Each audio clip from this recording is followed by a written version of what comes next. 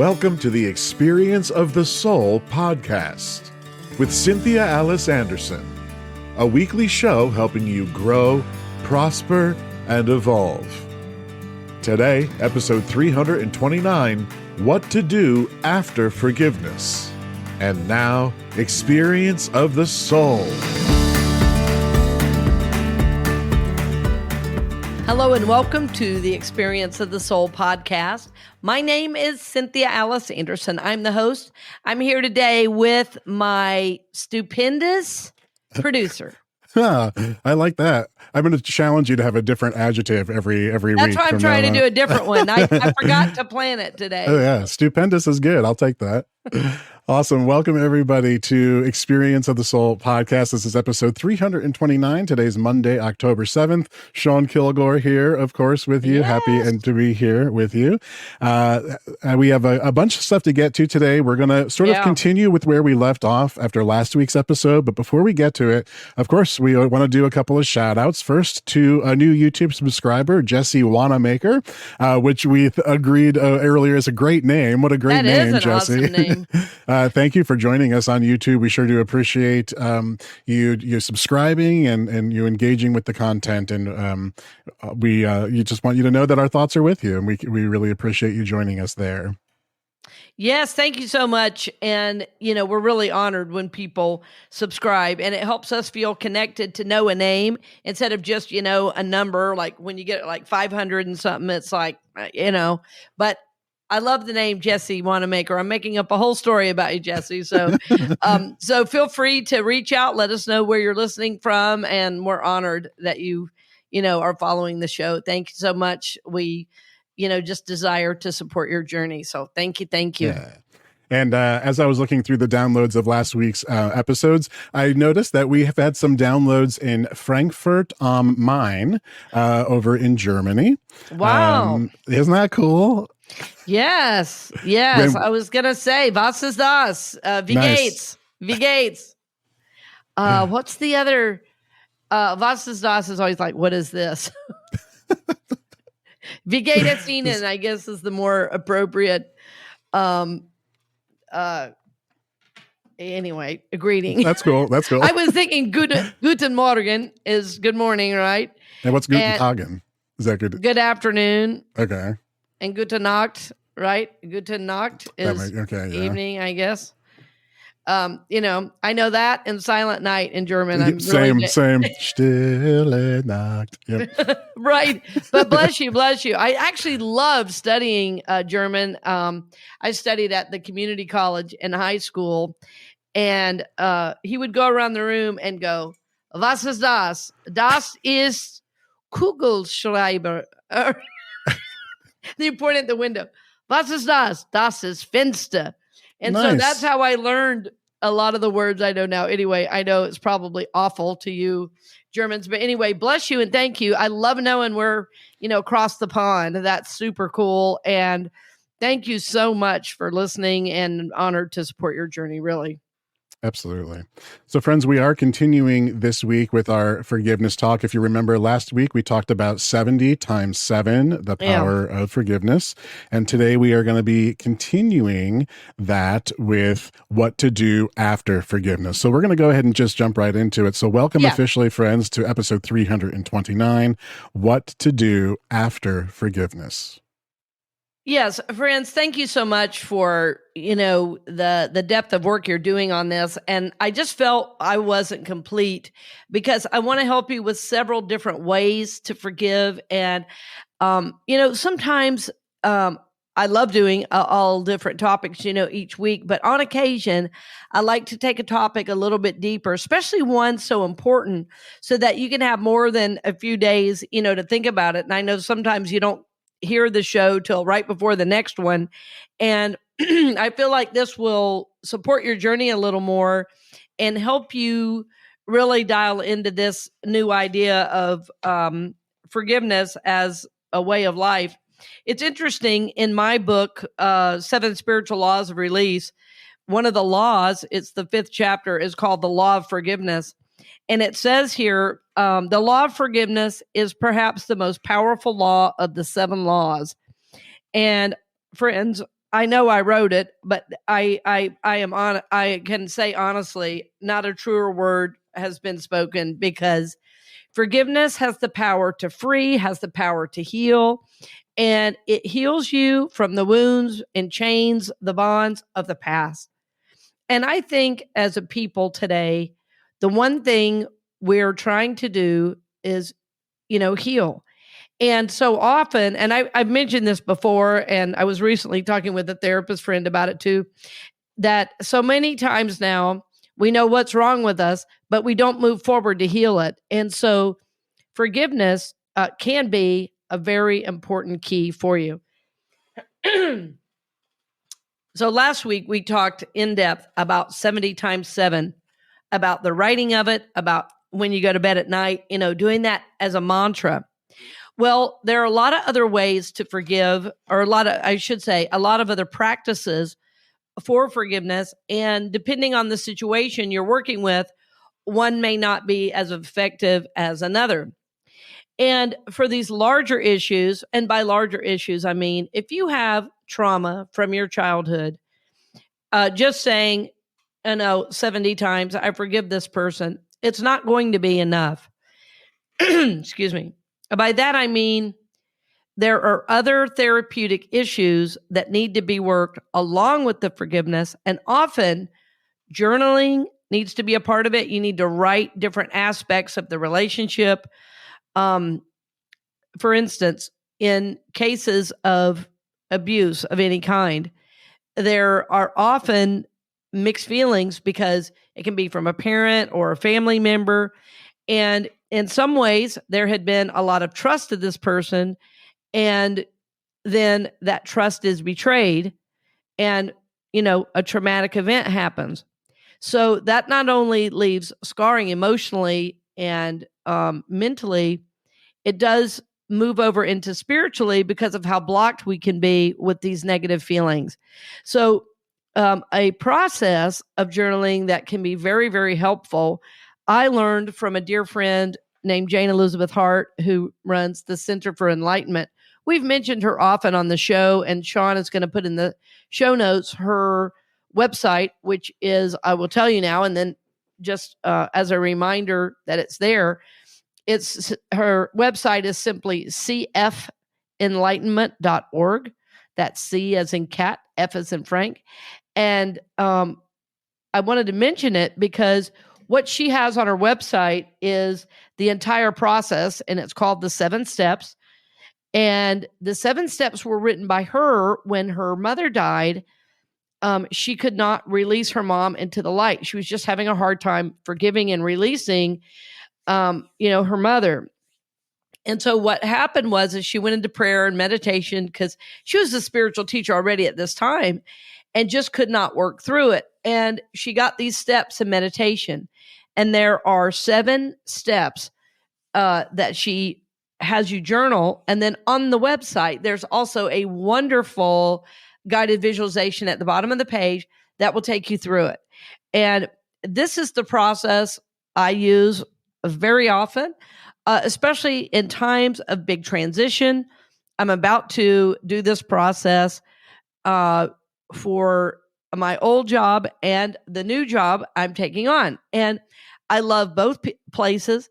I've been honored to serve both places, but I know that I don't want to carry forward any unnecessary energy into the next role, so that I can be as free and clear as possible to serve this new community. Being a minister carries with it a great deal of personal responsibility and self-awareness.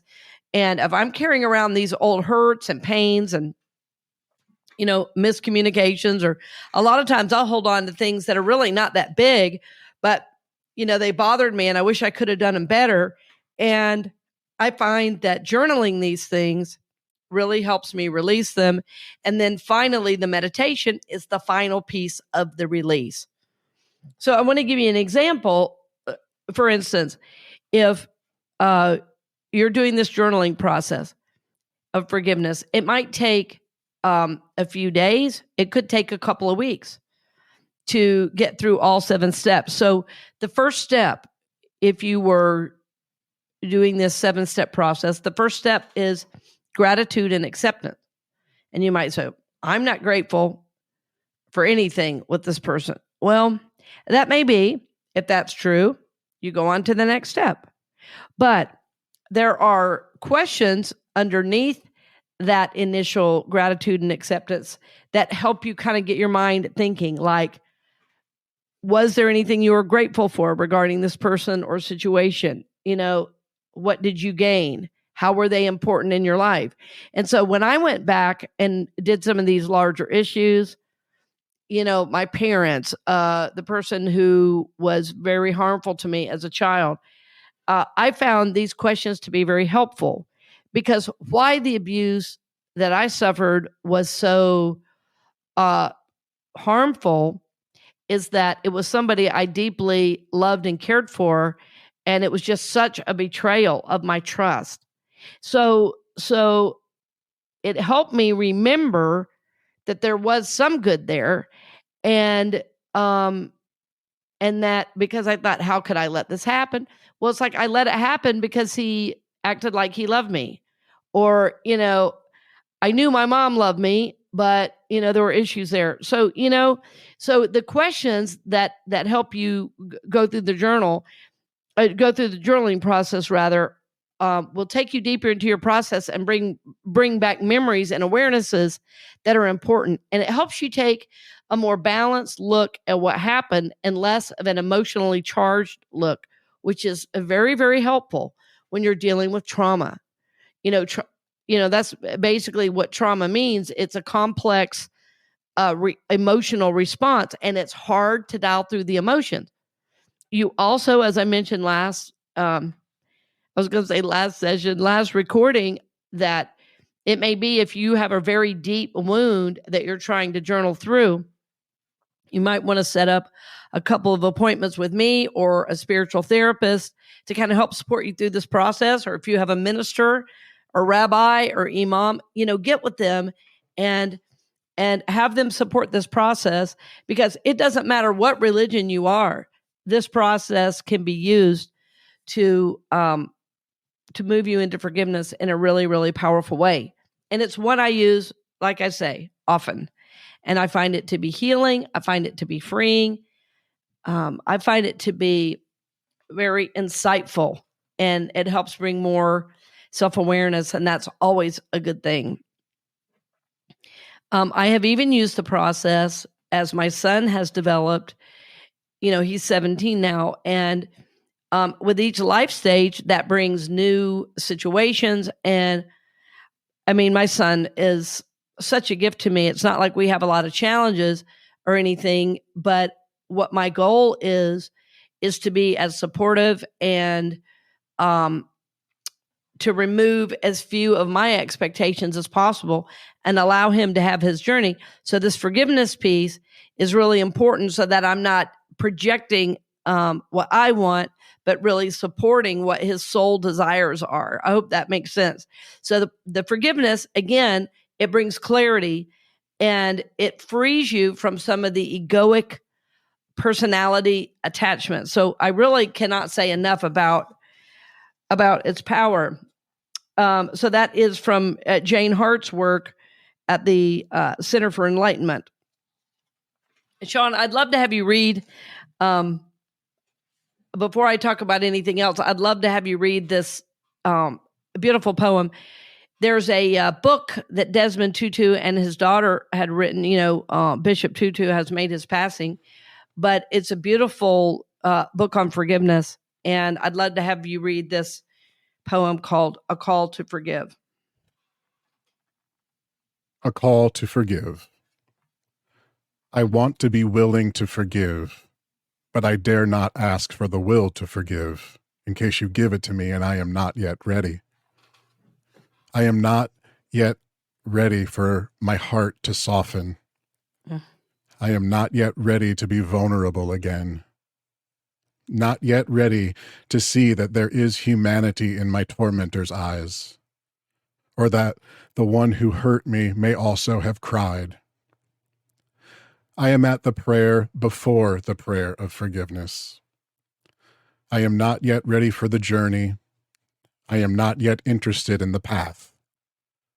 Grant me the will to want to forgive. Grant it to me not yet, but soon. Can I even form the words, forgive me? Dare I even look? Do I dare to see the hurt I have caused? I can glimpse all the shattered pieces of that fragile thing, that soul trying to rise on the broken wings of hope, but only out of the corner of my eye. I am afraid of it. And if I am afraid to see, how can I not be afraid to say, forgive me? Is there a place where we can meet, you and me, the place in the middle, the no man's land where we straddle the lines, where you are right and I am right too? Can we meet there? And both of us are wrong and wronged, and look for the place where the path begins, the path that ends when we forgive.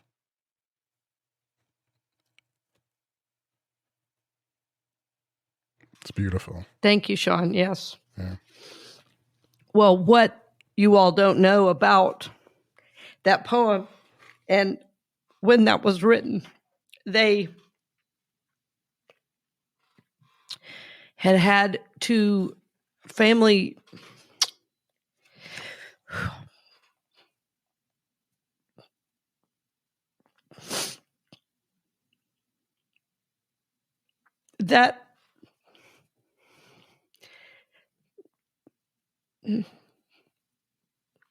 that poem is written from such a pure place. What I started to say is what you don't know is that was written after two family members had been murdered. And he and his daughter had come home to it, to two family members murdered in their home while they were out at the market for the day.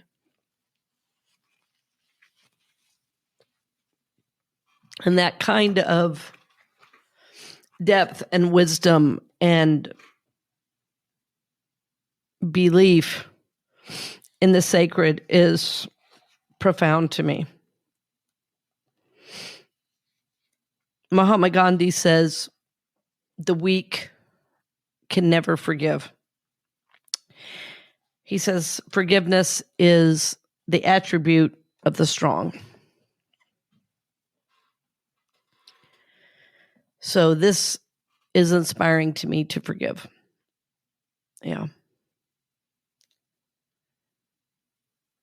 When I look at, Mother Teresa, Mahatma Gandhi, Bishop Desmond Tutu and his daughter as well.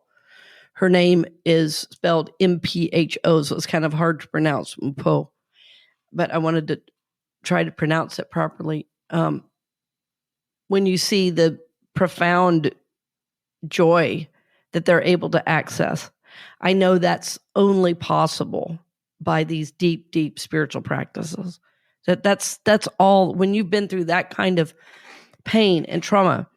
And interestingly, Jane Elizabeth, who wrote the 7 Steps I mentioned earlier, her daughter was also murdered, and she was able somehow, after some time, to forgive her daughter's murderer. And she said that daughter was her greatest gift. And this is the kind of expansive love that a God has for us. And the reason I wanted to talk more deeply about it is I want you to really understand, to really connect with how profound, how life-changing, even transformative. These words don't begin to describe how the energy shifts when you are forgiving on these deep, deep levels. That said, because it is such a tremendous shift, it's why I called the show today, What to Do After Forgiveness, or something like that, I think is the title, What to Do After Forgiveness. Because when you go through this big of a release for a while, sometimes it's a few days, sometimes it's a week, things can feel a little unsteady because you're fundamentally changing the way you think about the world. When you've walked through the world as a victim and suddenly you are walking through the world as free, this is a very, very different way of thinking. It's a different way of living. It's a different way of knowing your own worth, your own strength, your own, spiritual power, your ability to choose. I mean, it fundamentally changes you. These deeper, these deeper relationships, when they are forgiven and these hurts are released. And so the first thing I want you to think about if you do this deeper work is to be gentle with yourself. If you were taking notes, I would say number 1, be gentle with yourself. You also may want to do a little cleansing of your home. You might want to think about if there's any energy that needs to be released. That's old energy that's connecting to that. But I would say not right away. First, be gentle with yourself. Like honor this new energy settling in. And you might have to take a nap. You might have to go for a walk in the woods or do an Epsom salt bath or do an extra long meditation or go to bed early. You're going to have to allow your body and your mind, time to shift, because this soul awareness, it comes through the soul and it takes a while for the mind and the body and this, new awareness to kind of move in and through in a new way. So, 1 is be gentle with yourself. And number 2, do not make any big decisions. Do not end a marriage. Do not, quit your job. Like, let everything settle. Now, what's interesting is after the forgiveness, you're going to have this such profound clarity. And if you are getting guidance about, movements forward or whatever, write all that down, but do not pass go until you've given yourself some time to process. So don't make any big moves. Don't make any big moves. So be gentle with yourself and don't make any big moves. Let everything settle. But again, I want to encourage you, if something does come in, write it down. Yeah, like for instance, there was somebody, I wanted to give you a couple of examples so you knew what I mean, so you knew what I meant. And I was working with somebody some time ago, and they had done this big release, and it was a release of a romantic relationship, and they had been, on the rocks for quite some time. Their relationship, it really just was not working. And my suggestion was to do this forgiveness piece. I said, because if there is something salvageable there, this will make it clear. And if there's nothing salvageable there, then this will make it clear. In other words, she couldn't find a clear point. And I felt that this forgiveness process was going to really support that clarity. So after this process of release, she sat down. I mean, she was crying. And then she sat down and wrote, 25 things she wanted in a partner. And she realized the person she was with was hardly any of those things. That she knew what she fundamentally needed was not there, but she didn't make a big quick decision. She handled it beautifully, responsibly, moving forward, honoring everybody in the process, not, well, I just released you into the light and I'm gone, because that would not be honoring of the other person. So, even if you get this tremendous clarity, you still have to walk through the world as a responsible human. And it is important to be kind, to be measured in our approach, and not just, we don't want to throw people away, but, there's certainly times where it is appropriate to leave a relationship if it's really not serving your needs and you're at odds all the time. That's not for your soul's highest good, clearly. So just think about that. So in that case, like I say, there was a lot of clarity afterwards. She wrote down all these things, but she still didn't move forward. So be gentle with yourself. Do not make any big decisions. And then finally, do things that bring you joy. So I want to encourage you to do things that are grounding, that are very joy-filled, and that are easy emotionally. I don't want you going back into some big trauma drama after all this big work. I also want to make sure that if you're going to do this level of work, you have some kind of support, either a trusted friend or prayer partner who understands this kind of thing, a counselor, a minister, somebody that you can speak to in case you hit something. Because often what will happen when you do one of these really deep releases, one thing that can happen is a lot of other stuff releases with it, and you go, I don't even know who I am anymore. Who am I? And the person can kind of, the guide or the counselor can kind of help walk you through it. Sometimes, you'll go through this really big release and have a whole new clarity. So, but again, you don't want to make any quick moves. You want to be gentle with yourself. You want to do things that bring you joy, and you don't want to do anything too quickly, because you still have to walk through life as a responsible human being and with love for everyone involved. So forgiveness is a key that unlocks the door to soul and emotional freedom, no doubt. And what I notice is that all of the masters that I've studied speak extensively about forgiveness. In the Bible, the word forgiveness is in there over 200 times. There are over 200 stories of forgiveness in the Bible. So I want you to really consider, is this a practice for me to begin to put in my life? And that when you do, and when you do the deeper work, to honor yourself in your process by being kind to yourself, by being gentle with yourself, taking it easy, getting support, making sure you have a friend who understands spiritual things, not a family member who understands no spiritual things, but somebody who can understand, who can support, who you can call and say, please hold me in prayer as I do this work. Please, can I call you after I do this work if I need? I just really want you to get this support for this because of how deep the shifts can be.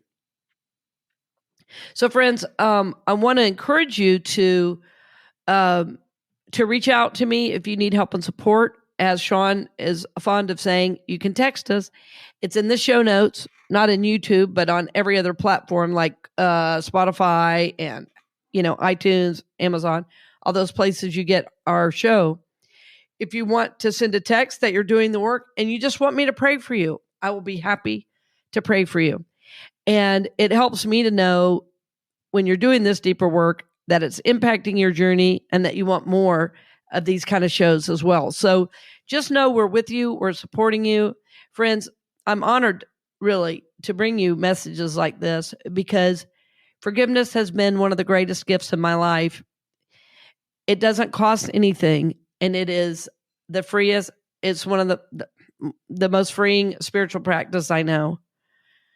Forgive, my friends. And afterwards, honor yourself, honor your process, take your time, and really, really love yourself as you do this deeper work. And if you're not sure who to forgive in the process, start with yourself.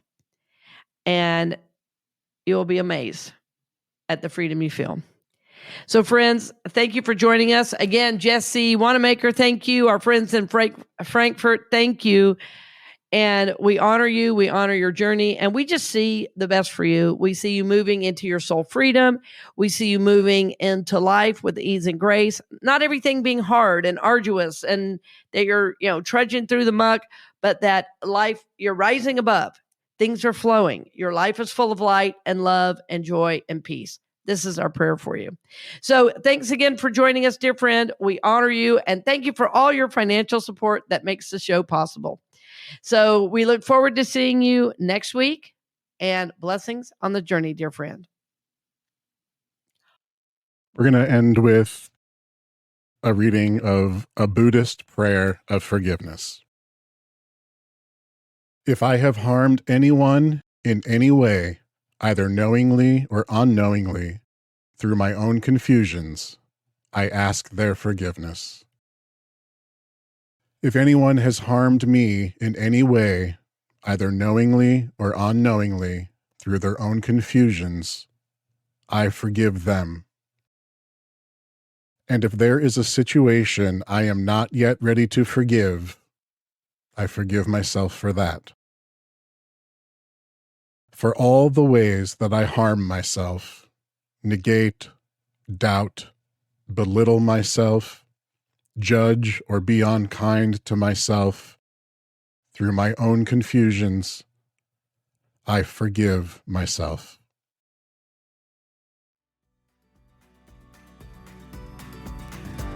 We hope you've enjoyed this episode of the Experience of the Soul podcast with Cynthia Alice Anderson, helping you grow, prosper, and evolve.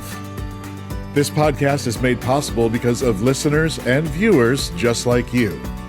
If you would like to support the podcast with your tax-deductible contribution on an ongoing basis or through a one-time gift, head on over to experienceofthesoul.com/support. The Experience of the Soul podcast is copyright 2024 Cynthia Alice Anderson, all rights reserved, and is produced by Sean Kilgore.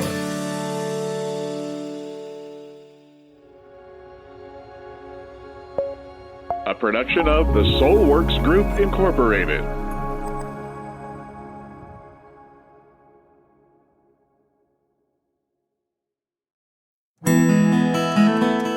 Hey friends, Sean here, your Experience of the Soul producer. I want to take a moment to tell you about something truly exciting. The Soulworks online community, created by your host, Cynthia Alice Anderson, and available on the Mighty Networks app. If you're looking for a place where you can explore your spiritual path, connect with others, and grow in a meaningful way, then this is for you. Soulworks is so much more than an online community. It's a safe, inclusive space for spiritual exploration, self-discovery, and personal transformation. Inside the community, you'll find everything from uplifting spiritual studies to soul-centered growth practices, meditations, affirmations, and so much more. It's a space where you'll always be supported and never judged. The best part, membership is free. You'll have access to powerful resources, inspiring content, and a supportive group of like-minded people who are all on their own unique spiritual journeys. And if you're ready to dive deeper, there are premium options available to enhance your experience, with a live Monday night talk series and extended, deeper meditations. If you're seeking a place to connect, grow, and nurture your soul, we would love to have you join us in the Soulworks community and see where this journey can take you. Visit my.soulworkscommunity.com today.